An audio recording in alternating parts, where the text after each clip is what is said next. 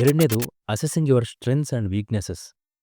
ನೀವು ಪಾರ್ಟ್ನರ್ನ ಡಿಸೈಡ್ ಮಾಡೋ ಮೊದಲು ಈ ವಿಷಯಗಳನ್ನು ಎವಾಲ್ಯುಯೇಟ್ ಮಾಡಿ. ನಿಮ್ಮ ಸ್ಕಿಲ್ ಸೆಟ್ ನಿಮಗೆ ಎಲ್ಲ ಏರಿಯಾಸ್ ಕವರ್ ಮಾಡೋಕ್ಕೆ ಆಗುತ್ತಾ?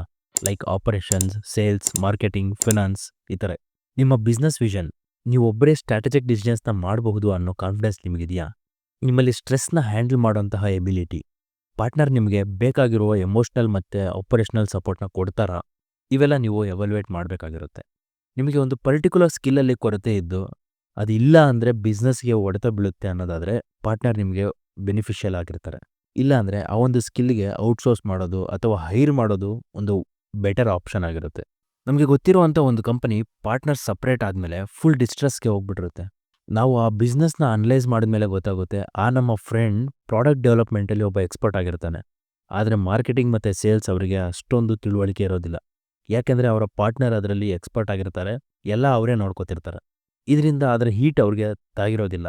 ಇವಾಗ ಅದೇ ಅವ್ರನ್ನ ಟ್ರಬಲ್ ಮಾಡ್ತಾ ಇದೆ. ಇಲ್ಲಿ ಅವ್ರಿಗೆ ಪಾರ್ಟ್ನರ್ಶಿಪ್ ಬೇಕಿತ್ತು. ಯಾಕಂದರೆ ಇವ್ರಿಗೆ ಮಾರ್ಕೆಟಿಂಗ್ ಮತ್ತು ಸೇಲ್ಸಲ್ಲಿ ಎಕ್ಸ್ಪರ್ಟೈಸ್ ಇರಲಿಲ್ಲ. ಮತ್ತು ಒಬ್ಬ ಎಂಪ್ಲಾಯ್ ಪಾರ್ಟ್ನರ್ನ ರೀತಿ ಆ ರೋಲ್ನ ಸಪ್ಲಿಮೆಂಟ್ ಮಾಡೋಕ್ಕೆ ಆಗಲ್ಲ.